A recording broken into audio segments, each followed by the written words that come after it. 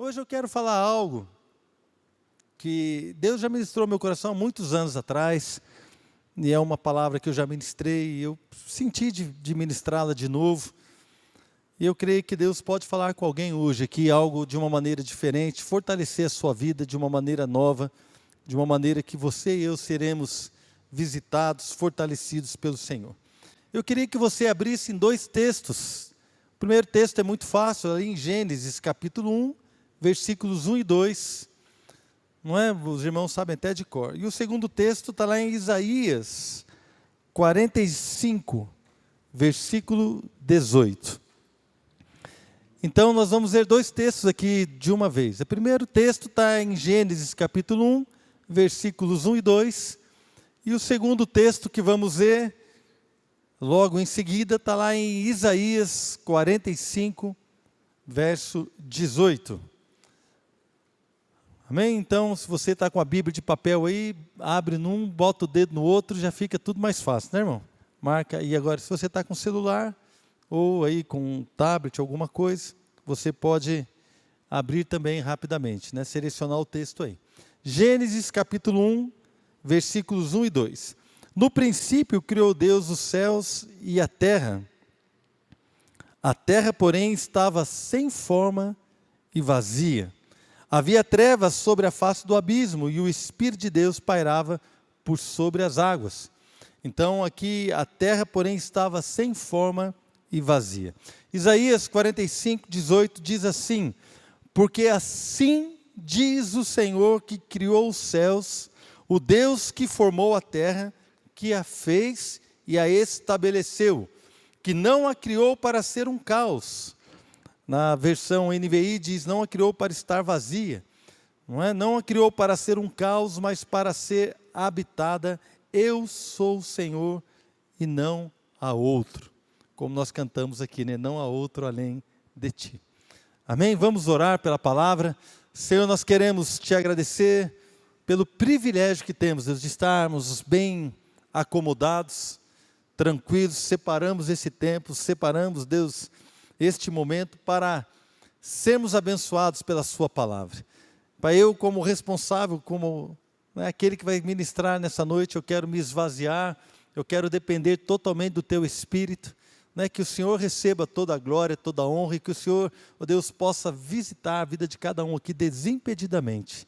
Que o Senhor encontre liberdade no meu coração e também no coração de cada um que está nesse auditório hoje, para que a mão, a bênção, o cuidado do Senhor sejam estabelecidos neste lugar, em nome de Jesus. Amém? Então, por que eu quis ler esses dois textos rapidamente? Porque eles parecem que falam do mesmo assunto. Lá em Gênesis capítulo 1, diz que no princípio o Senhor criou os céus e a terra. Mas o verso 2 já diz que a terra estava sem forma. E esta palavra sem forma é a mesma palavra traduzida como caos, lá em Isaías 45, 18. É a mesma palavra. Então, Isaías 45, 18, a palavra foi traduzida como caos, e algumas versões traduzidas também como vazia, não é? E ali diz que a terra estava sem forma. Mas o que eu noto quando vejo aqui tanto a declaração da palavra de Deus, logo ali em Gênesis capítulo 1, quando diz que Deus criou os céus e a terra porém estava sem forma. Mas lá em Isaías, muitos anos depois, Deus através dos lábios do profeta diz, eu sou o Senhor. Não é isso que nós vemos aqui? Assim diz o Senhor, que criou os céus, o Deus que formou a terra. Ou seja, o mesmo Deus que no princípio criou os céus e a terra, agora está dizendo que Ele é que criou os céus, que formou a terra, fez e a estabeleceu. Não a criou para ser um caos. Deus não criou a terra para ser um caos, mas quando nós vemos lá em Gênesis, diz que a terra estava um caos. Ela estava sem forma. Mas Deus não a criou para ser um caos. Deus a criou para ser habitada, Deus a criou para ter forma, Deus a criou com um propósito. Mas quando nós vemos lá em Gênesis, nós entendemos que num determinado momento, aquela terra que Deus criou, ela estava um caos. Mas Deus não a criou para ser um caos. Quando nós olhamos isso, nós passamos a entender que Deus criou todas as coisas com um propósito. E quando eu falo um pouco disso, eu lembro do meu amigo, do pastor Diego, que ministrou lá no acampamento de carnaval, uma palavra, irmãos, do trono de Deus para nós. Que tudo Deus criou, ele falou sobre a criação de Deus, foi algo muito bacana, muito bonito. E assim, eu bebi, né, da graça de Deus, eu pude ali, juntamente com os irmãos, apreciar a criação de Deus e ver que nós também somos criação do Senhor. E quando nós vemos isso daqui, entendemos que Deus tem um propósito para as coisas. A terra não foi criada para ser um caos, mas estava um caos. Quando nós olhamos para essa palavra, irmãos, é uma palavra no hebraico, T-O-H-U, Tohu ou Tohu. Essa palavra só aparece 20 vezes no Antigo Testamento. E ela tem algumas outras traduções, como a gente viu que estava sem forma, ou vazia, um caos, não é? Ela representa ou é traduzida como falta de forma, confusão, vazio, desolação, algo fútil, coisas sem sentido, desperdício ou local de desperdício. Então, a terra estava sem forma, a terra era um caos, a terra era um desperdício, a terra estava uma desolação. Por quê? Porque ela não estava cumprindo o propósito para o qual ela havia sido criada. Mas o Espírito de Deus pairava sobre a face das águas. Amém? Então, quando nós olhamos essa situação, eu vejo que Deus, Ele quer falar conosco algo, quer falar comigo e com você, que da mesma forma que Deus não criou a terra para ser um caos, Ele também não me criou para ser um caos. Ele não criou a minha vida para ser uma desolação. Ele não criou a minha vida para viver algo fútil, algo vazio, algo nulo, algo vão.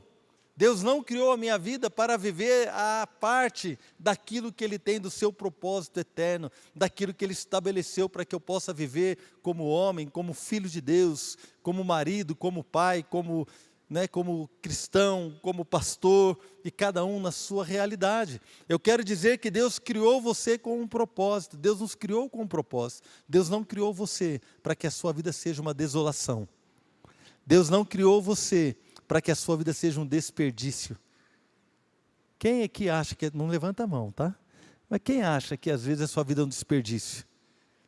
Quem às vezes olha para si, olha para a sua história e fala assim, que desperdício de tempo. Parece que tantas coisas ruins acontecem, tantas situações difíceis e muitas pessoas chegam ao ponto de tirar a própria vida. Eu não lembro quem que ministrou lá na igreja, mas também deu uma palavra, lá no acampamento, uma palavra sobre valorizar a vida, sobre suicídio. E nós oramos com alguns irmãos que estavam sendo tentados por isso, pessoas que estão na igreja, que são tentados, são oprimidos com essa ideia de que a sua vida não tem sentido, não tem valor, ou pode ser até um desperdício. E as pessoas pensam e são oprimidas em tirar a própria vida. Você não foi criado para ser um desperdício. Você foi criado para levar sobre a sua vida a glória e a presença de Deus. Amém? Então, quando nós olhamos aqui, essa palavra aparece 20 vezes no Antigo Testamento. Só no livro de Isaías, ela aparece 11 vezes. Ou seja, Isaías, se você for ler Isaías, você vai entender. Uma das coisas que ele fala é que os ídolos são, essa palavra, são uma confusão, são um caos, são fúteis. Os ídolos, aquilo que toma o lugar de Deus, na verdade, são coisas vãs. Também ele fala sobre os artífices, aqueles que criam ídolos. Essas pessoas também são um caos. Essas pessoas são como nada. Essas pessoas são pura vaidade. E tanto Isaías quanto Jeremias, há um paralelo da criação de Deus com o povo de Israel. E eu gostaria de ler com vocês esses dois textos. Em Jeremias capítulo 4, versículo 22, se você puder abrir comigo, por favor, Jeremias capítulo 4, verso 22.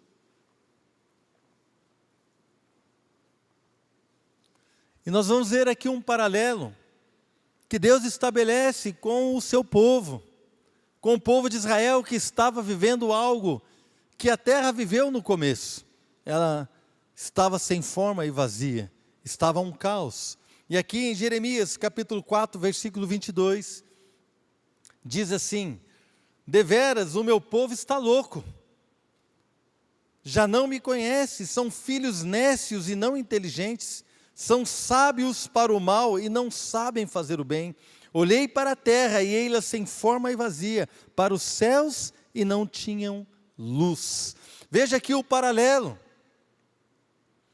que o profeta estabelece, aqui na verdade Deus falando através do profeta, o paralelo que Deus estabelece com a situação da terra de Israel, da terra dos seus filhos, do povo de Deus, aquele povo que foi separado para ser um sacerdócio real, uma nação santa, um povo de propriedade exclusiva do Senhor, aquele povo que foi chamado para expressar a glória e a grandeza de Deus, um povo que foi separado de outros povos, para conhecer a Deus, para conhecer as suas leis, para viver com Deus, para agradar a Deus e para servir de sacerdotes e para expressar a sua grandeza. Na verdade, esse povo se tornou um povo louco. Esse povo se tornou um povo louco porque desprezou o seu Deus, desprezou as suas leis, desprezou o seu chamado, desprezou o seu propósito, desprezou aquilo que Deus havia colocado para eles viverem. E quando eles desprezaram, Deus os chamou de loucos, sem inteligência. Deus aqui acho que foi delicado, não chamou o pessoal de burro, chamou de falta de inteligência, não é? Então Deus, Ele fala com essas pessoas e fala assim: olha, vocês se tornaram loucos, mas me chama a atenção quando Ele fala no versículo 23, olhei para a terra e ela estava sem forma. Na verdade aqui é a mesma palavra que é usada lá em Gênesis 1, 2, e é a mesma palavra que é usada em Isaías 45, 18, eu olhei para a terra e havia um caos. Eu olhei para a terra, para o meu povo, e havia uma desolação. Havia ali uma falta de sentido. Eu olhei para o meu povo e havia ali algo, irmãos, havia algo terrível. Não estavam vivendo aquilo para o qual eu os chamei, não estavam vivendo a liberdade, não estavam vivendo a santidade, não estavam vivendo para glorificar o meu nome, não estavam vivendo os meus eternos propósitos. Mas havia um caos, uma desolação, uma futilidade, coisas vãs, sem forma, vazio, triste. E eu olhei para ele, estava ali sem forma, olhei para os céus e não tinham luz. Deus aqui usa uma linguagem que parece estar nos falando que as coisas não estavam como deveriam estar. Porque se Deus criou a terra e não a criou para ser um caos, então na verdade Ele está dizendo que a terra não estava como deveria estar. E aqui quando Ele olha para o povo de Israel, através do profeta Jeremias, Ele se expressa, Ele diz, as coisas não estão como deveriam estar. E eu quero declarar nesta noite, que há coisas na sua vida que não estão como deveriam estar. Há coisas nas nossas famílias que não estão como deveriam estar. Há situações no nosso ministério que não estão como deveriam estar. Há situações nos seus relacionamentos que não estão como deveriam estar. Querido, na verdade, muitas vezes a nossa vida não está como deveria estar. Então se estabelece um caos, se estabelece uma desordem, se estabelece uma desolação. Mas o Espírito de Deus está neste lugar.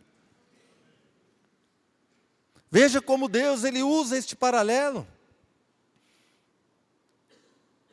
Irmãos, e quando nós olhamos para a nossa sociedade, olhamos hoje para o homem, olhamos hoje para perto de nós, não apenas para a igreja, vamos tirar um pouco os olhos da igreja, e vamos olhar para a nossa sociedade, irmãos. Há uma confusão, há uma futilidade, há uma falta de sentido, não há propósito, não há obediência. Vemos confusão na família, vemos confusão na sociedade, uma sociedade que não reconhece o Deus Todo-Poderoso como o Criador de todas as coisas, que não reconhece o Deus Todo-Poderoso como digno de fé, como digno de obediência, como digno de ser exaltado e ser crido ou ser acreditado. Se estabeleceu o caos na terra. Quando nós falamos do homem, todo tipo de confusão, mentira. Irmãos, a mentira sendo tratada como verdade. A mentira recebe honra e a verdade é desprezada. Irmãos, família é enfraquecida, os princípios divinos são esquecidos, são desprezados. Confusão, futilidade, vazio, vaidade. Vocês concordam comigo, irmãos? Ou eu estou sendo muito drástico? Vocês estão muito quietos e estão olhando. Nosso pastor hoje está sendo muito drástico, está sendo muito pesado. Não, querido, eu estou tentando argumentar com você que quando as coisas não estão do jeito que Deus quer, se estabelece um caos, desolação. A palavra é essa, desolação. Quando a minha vida não está do jeito que Deus quer, irmãos, quando Deus olha para mim, Ele vê um caos. É isso que eu estou tentando argumentar, usando esses textos. Lá em Isaías, capítulo 24, se você puder abrir, então você acompanha aqui. Isaías, capítulo 24, versículo 10. Também a mesma palavra é usada para descrever o estado aqui da cidade, né, do povo de Deus. Isaías 24, 10 diz assim: demolida está a cidade caótica, todas as casas estão fechadas, ninguém já pode entrar. Então aqui Isaías está dizendo, a cidade está caótica. Mas na verdade, por que há um caos naquela cidade, a cidade do povo de Deus? Nós podemos entender no versículo 5, que ele diz ali, na verdade, Isaías 24, 5, na verdade a terra está contaminada por causa dos seus moradores, porquanto transgridem as leis, violam os estatutos e quebram a aliança eterna. Ou seja, irmãos, o caos, ele se estabelece onde há desobediência, onde a aliança é quebrada, onde o propósito de Deus não está sendo estabelecido ou valorizado. O caos se estabelece onde não valorizamos aquilo que Deus tem para nós. Então nós olhamos para a nossa família, de repente há uma bagunça. Nós olhamos para o nosso ministério, está sem força, sem ânimo, as pessoas destruídas, desanimadas. Olhamos para a nossa vida, irmãos, não há propósito, não há alegria, não há força para trabalhar, não há força para ministrar. Nós olhamos aqui quando vem o Ministério de Missões e fala, irmãos, nós vamos ter um jantar aqui na semana que vem para falar da graça, para falar do amor de Deus, e de repente você fala assim, mais uma coisa que essa igreja está inventando. Nós olhamos e parece que tudo é pesado, que tudo é difícil, que tudo é cansativo. Sabe por quê, irmãos? Porque não há ânimo, não há propósito, não há alegria, não há o propósito de Deus sendo estabelecido nas nossas vidas, porque nós podemos olhar a mesma coisa, e uns olham como algo difícil, e outros olham como oportunidade. Tem até uma charge, né, irmãos? Que parece um gigante, e tem um olhando assim, nossa, ele é muito grande, estou perdido. E tem outro olhando e fala assim, ele é muito grande, não tem como errar. É a mesma coisa. Um fica com medo porque é muito grande, né? E Davi está lá com a funda dele, parece, ele fala assim, ele é muito grande, não tem como errar, vou tacar aqui, vou acertar ele. E Deus vai me dar a vitória. Então, de que maneira eu e você enfrentamos as lutas? De que maneira eu e você enfrentamos a adversidade? De que maneira nós olhamos para aquilo que Deus está nos propondo? Irmãos, isso mostra onde está o nosso coração, se é uma terra fértil, onde qualquer semente de Deus que é lançada, ela frutifica, ou se é uma desolação, um deserto, um lugar ermo, que é um dos significados que Isaías usa para essa palavra caos, quando ele fala de deserto, quando fala de lugares distantes. Como é que está a nossa vida? Como é que está aquilo que Deus quer fazer nas nossas vidas? Irmãos, mas eu entendo, irmãos, que o caos pode ser estabelecido onde há desobediência, mas eu também tenho entendido que o Senhor não nos criou para sermos um caos. Se há um paralelo em Isaías 45, 18, quando ele fala, eu criei a terra, eu estabeleci a terra e eu a formei para não ser um caos. Eu quero declarar para você nessa noite, Deus não criou você para ser uma desolação. Deus não criou você para ser um caos. Deus não criou você, irmãos, para ser um fracasso. Deus não me criou, querido, para ser algo fútil, algo vão. Deus não criou você para ser um desperdício. Ao contrário, Deus criou você para que você possa alcançar tudo aquilo que Ele tem, para que você possa viver a glória que Ele tem separada para você, para que você seja um canal da sua glória, para que você seja para o louvor da glória de Deus, para que você seja alguém que vai viver os propósitos dEle para nós.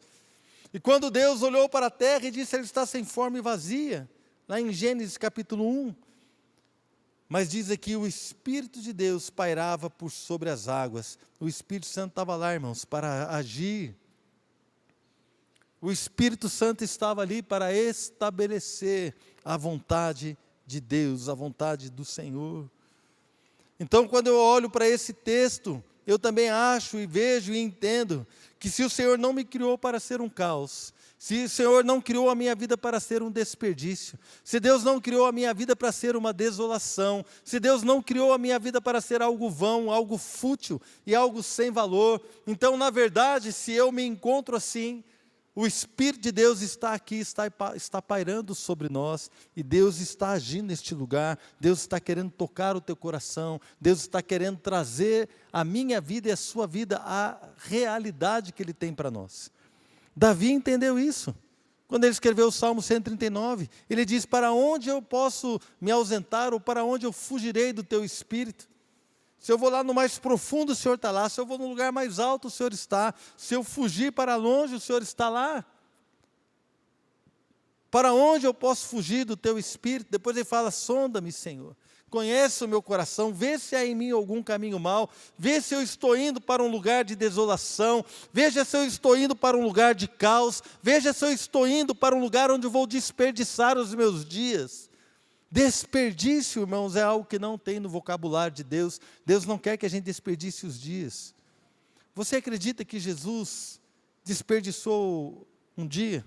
Quem aqui já teve essa sensação, quando você vai deitar, nossa, o dia hoje não serviu para nada? Alguém já teve? Não é?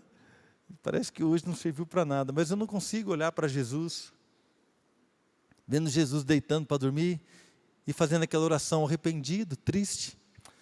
Oh Pai, me perdoa, porque hoje esse dia foi nulo. Ele viveu tudo aquilo que Deus tinha para ele viver. E nós podemos viver também, irmãos. Podemos buscar aquilo que Deus tem para nós.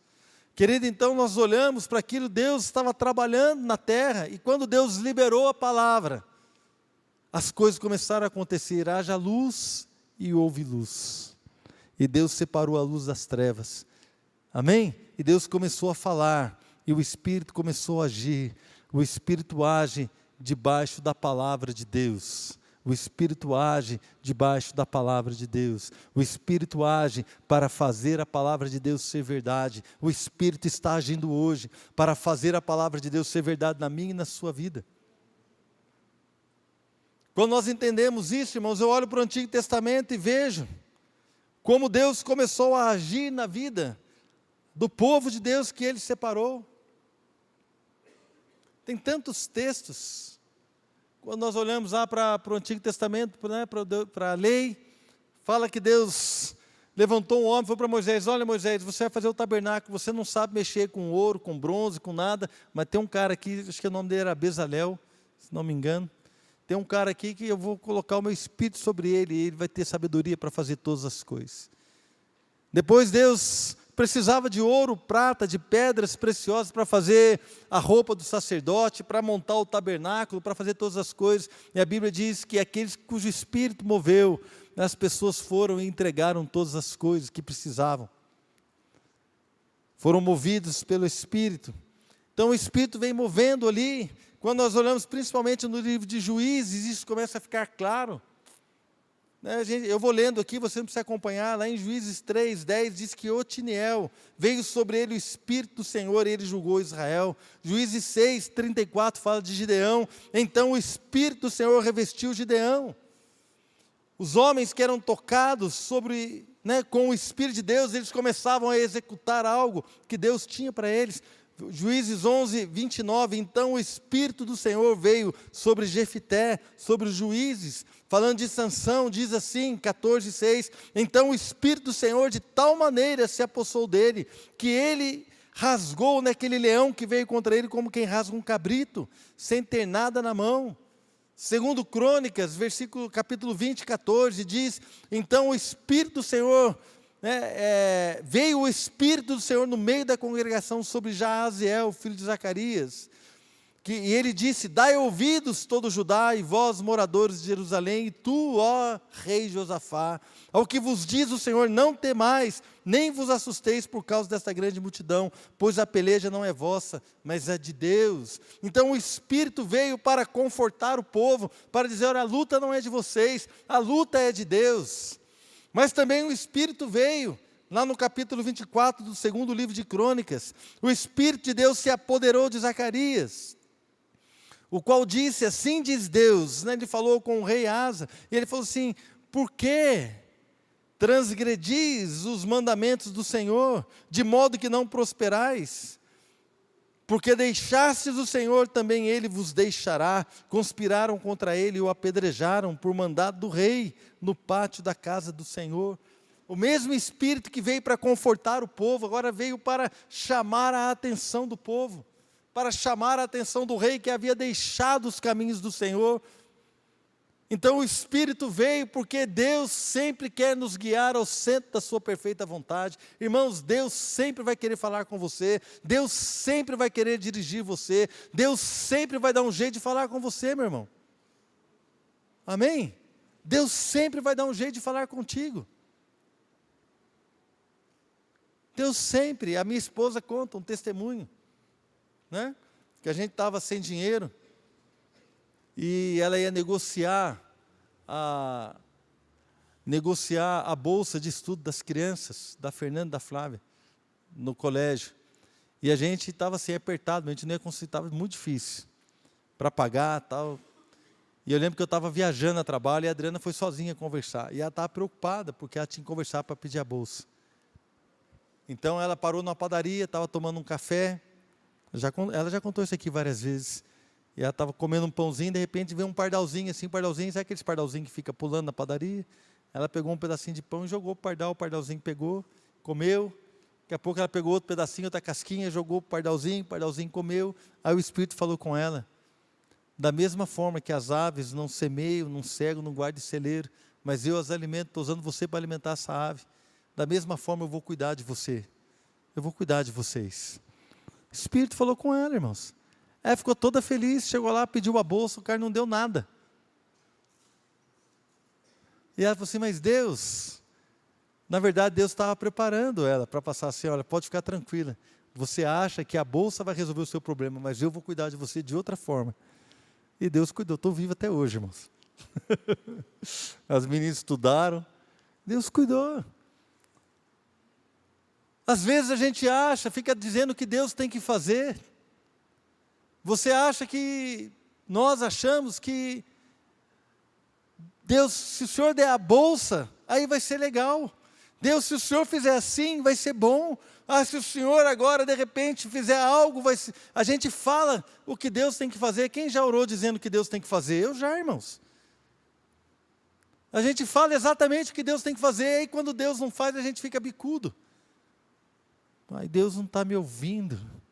Na verdade, querido, Ele é Deus, Ele age do jeito que Deus quer, do jeito que Ele quer, Ele é Deus. O que nós precisamos entender é que não importa, Deus nos ama e Deus tem algo maravilhoso para fazer nas nossas vidas. É confiar, irmão, é confiança no Senhor. Tremendo aqui, esse irmão, esse profeta morreu. Jesus fala dele, né? Que todo o sangue vai ser cobrado, desde Abel até Zacarias, que foi morto. Jesus fala dele. Lá em Esdras, capítulo 5, versículo 1, diz assim, ora, os profetas Ageu e Zacarias, filho de Ido, esse aqui já é outro, profetizaram aos judeus que estavam em Judá e em Jerusalém, em nome do Deus de Israel, cujo Espírito estava com eles. Nós olhamos para o Antigo Testamento, o Espírito vinha sobre os profetas e eles falavam em nome de Deus. Aqui o livro de Esdras fala de quando eles começaram a reconstruir o templo. O templo começou a ser reconstruído e parou por volta de 15 a 18 anos, parou a construção.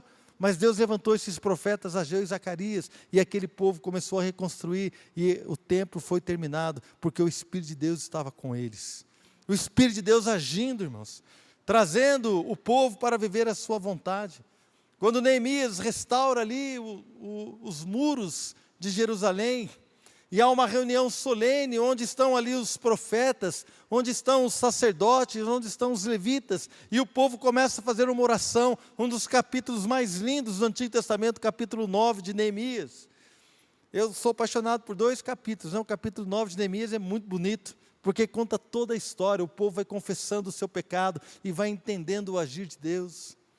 E Atos capítulo 7, quando Estevão também ele faz um discurso sobre toda a história de Israel e sobre a vinda do Messias. São capítulos especiais que dão assim uma visão daquilo que Deus fez, daquilo que Deus quer fazer. E aqui em Neemias capítulo 9, no versículo 30, o povo aqui está orando e diz assim, falando para Deus: no entanto, os aturaste por muitos anos. Está falando do povo, o povo errou, o povo pecou, o povo deu as costas para o Senhor, mas mesmo assim o Senhor aturou esse povo por muitos anos, e o Senhor testemunhou contra eles pelo teu Espírito, por intermédio dos teus profetas, porém eles não deram ouvidos, pelo que os entregaste nas mãos dos povos de outras terras. Veja bem, o Senhor testemunhou contra eles pelo teu Espírito, através dos profetas. Era o Espírito de Deus que movia aquelas palavras, não eram os profetas que falavam, mas era o Espírito que falava através deles, porque na verdade Deus não suporta ver o caos, Deus não formou a terra para ser um caos, Deus não formou a sua vida para ser um desperdício, Deus não formou a sua família para ser motivo de piada, motivo de opressão, motivo de desgaste, motivo de briga. Deus não te deu um ministério para que seu ministério seja infrutífero, Deus não te deu a sua vida para que ela seja desperdiçada. Então Deus dá um jeito, o Espírito do Senhor está agindo ainda nesses dias, Deus dá um jeito para falar comigo, com você, sabe por quê? Porque Ele não suporta o caos, Ele não me criou para ser uma desolação, não criou você para ser um desperdício.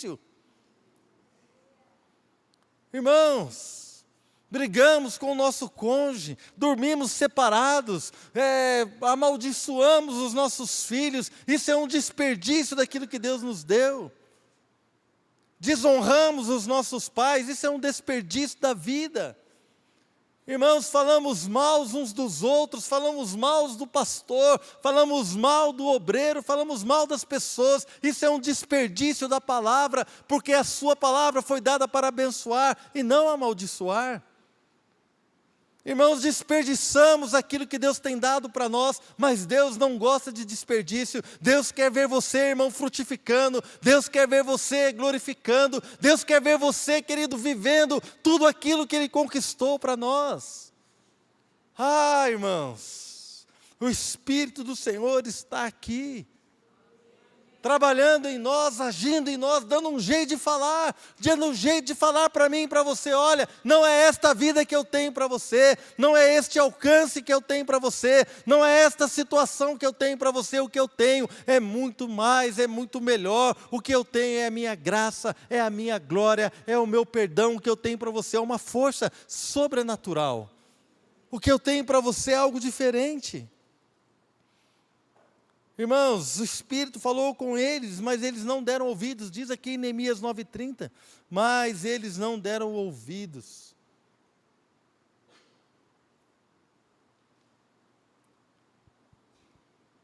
Quando nós vamos aqui para a nova dispensação do Novo Testamento, irmãos, aí lá em Hebreus está escrito que a gente tem uma aliança superior à que eles tiveram no Antigo Testamento.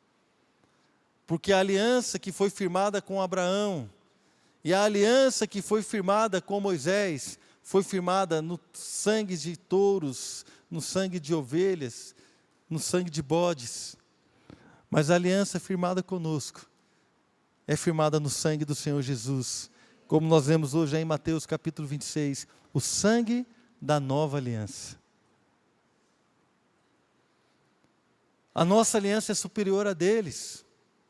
E a Bíblia diz que o Espírito Santo habita hoje no crente. Habita em nós.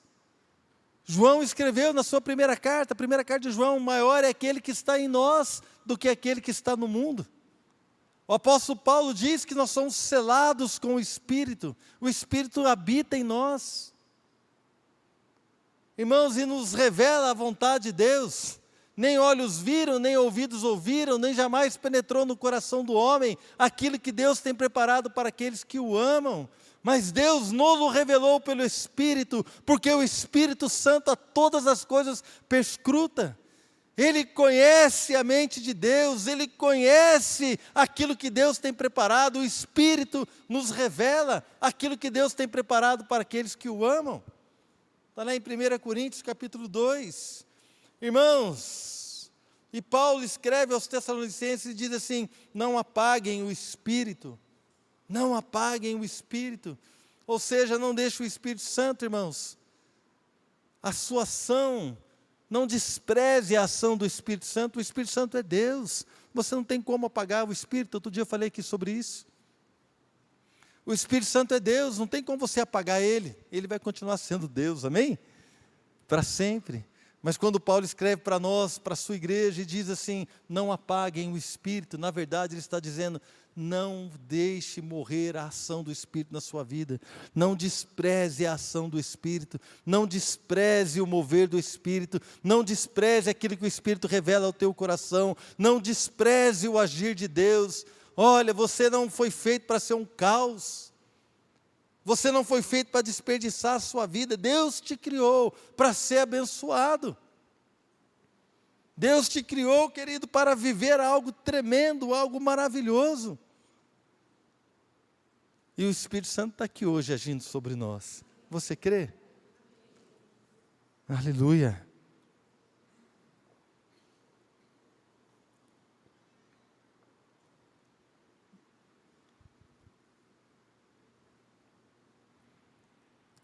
Que paralelo terrível, irmãos, que Deus fez ali em Jeremias. Quando ele fala do povo, ele fala assim: olha, vocês se tornaram loucos, e eu olhei para a terra e a terra estava sem forma, e estava vazia. Eu olhei para o céu e não tinha luz. Significa que Deus olha, Deus está olhando para nós, Deus está olhando para mim, Deus está olhando para você, Deus está olhando para nós agora. Deus está olhando na sua individualidade, como o pastor Fabiano falou aqui durante o louvor. O Deus que criou todas as coisas, Deus que sustenta o universo, né, com as suas mãos, é o mesmo que sustenta a nossa vida, o nosso coração. Um Deus tremendo, irmãos, Deus que conhece todas as coisas, um Deus que criou galáxias e criou todo o universo. E, irmãos, a Bíblia diz lá em Isaías que Ele chama as estrelas pelo nome. Cada estrela Ele chama pelo nome, nenhuma delas falta. Esse Deus conhece aí o seu íntimo, conhece a sua intimidade, conhece o seu coração, conhece a minha ansiedade, conhece a minha luta, conhece, querido, se há algo em mim que não o agrada, Ele conhece. Se há algo que eu não estou vivendo, se há algo dEle para mim que eu não estou vivendo, se há algo de Deus, se há alguma futilidade na minha vida ou na sua vida, se há algum desperdício. E Deus começa a trabalhar, sabe por quê? Porque quando Ele viu que a terra estava um caos, Ele começou a liberar palavra. E quando Ele olhou para nós e viu que a nossa vida estava um caos, a Bíblia diz que Deus amou o mundo de tal maneira que Ele deu o seu Filho. Porque Ele não suporta ver você no caos. Ele não criou você para viver um caos. Mas eu e você jamais conseguiríamos sair dessa situação sozinhos. Então Ele enviou o seu Filho, o Criador que se vestiu da criação, que morreu na cruz por nós, e que nos deu o Espírito, para que o Espírito Santo nos guie a toda a verdade e nos ensine aquilo que podemos e devemos viver. Eu queria que você fechasse os teus olhos e deixa, meu irmão, o Espírito Santo trabalhar na sua vida. A ideia de Deus nunca foi que a criação dele fosse um caos, uma desolação, um desperdício, um vazio, uma nulidade, algo sem forma, algo que não cumpre o propósito para o qual foi estabelecido. Na verdade, irmãos, quando nós não vivemos aquilo para o qual fomos criados, se estabelece algo que é um vazio, uma falta de propósito, se estabelece, irmãos, um desperdício.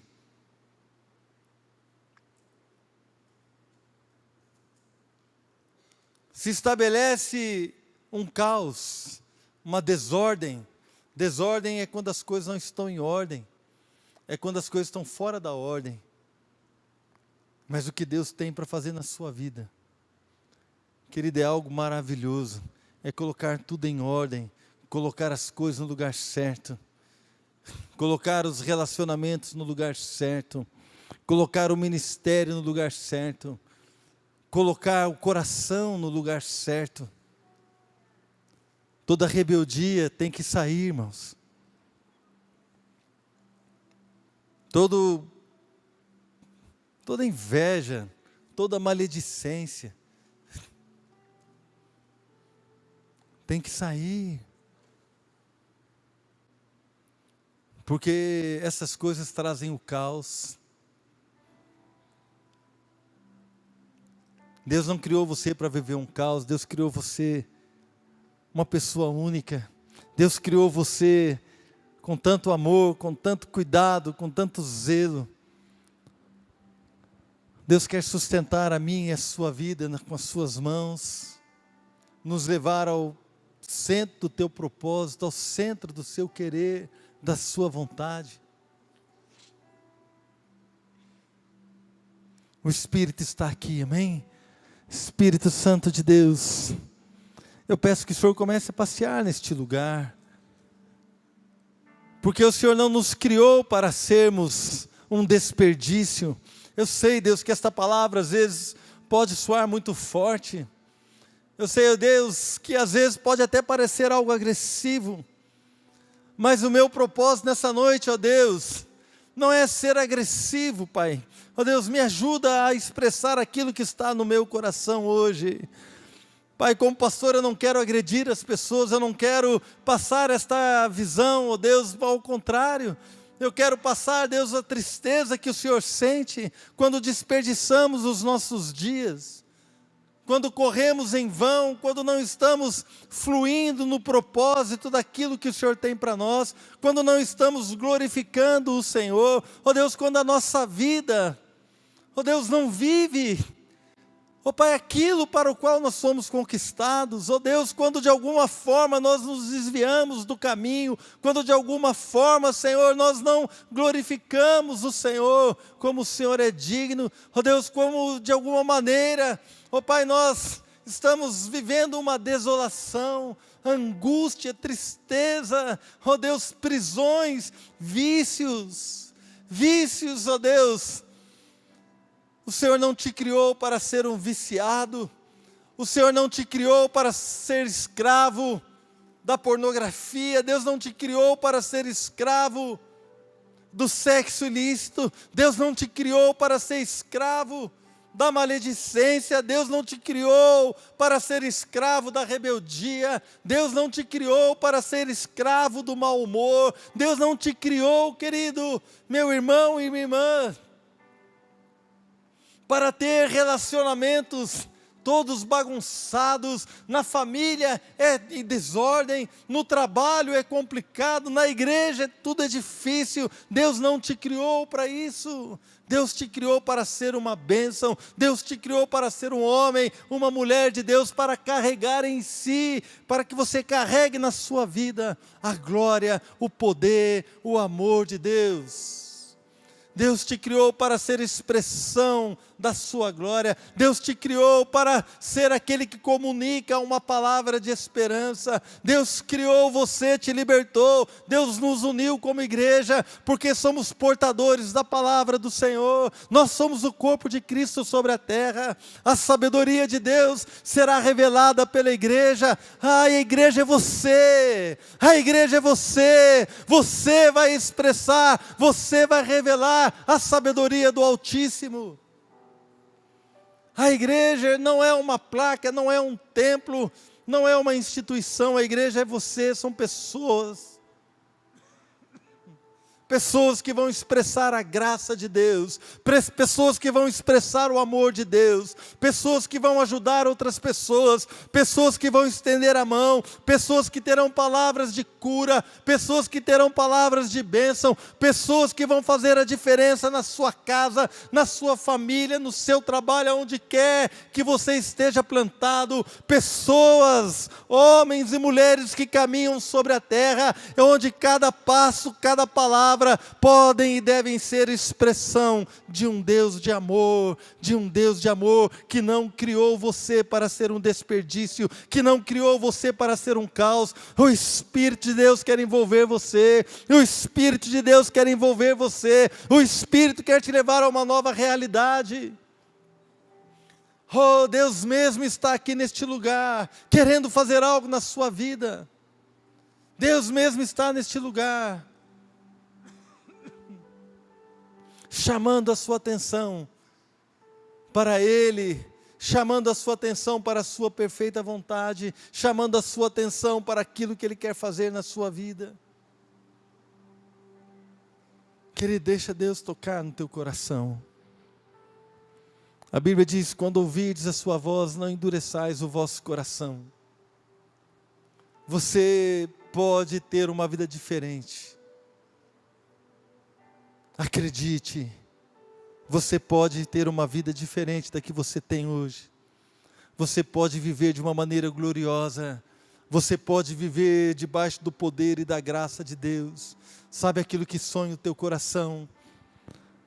Sabe a vida que o seu coração sonha? Quando você pensa no Senhor, você sonha com um tipo de vida, você sonha com um tipo de ministério. Este sonho não vem de você mesmo. Este sonho foi algo que Deus colocou no seu coração. Este sonho de uma família abençoada, este sonho de uma vida em santidade, este desejo, querido, é Deus que colocou no teu coração, porque nenhum homem, nenhuma mulher querem isso, nós não queremos isso. Mas quando o Senhor toca em nós, a sua glória é liberada, a sua verdade é estabelecida, e o caos, querido, começa a ser transformado, de pouquinho em pouquinho, de glória em glória. Somos transformados pelo Espírito, pelo Senhor, de glória em glória, contemplando a glória do Senhor, contemplando a sua palavra, recebendo a sua graça, recebendo o seu poder. Deixa Deus tocar no teu coração, enquanto o pastor Fabiano ministra essa canção. Se você quiser se ajoelhar, meu irmão, se você quiser ficar de pé, vou convidar todos a ficarem de pé. Se você quiser se ajoelhar, fique à vontade, fique do jeito que você se sentir mais à vontade, mas deixe Deus tocar no teu coração.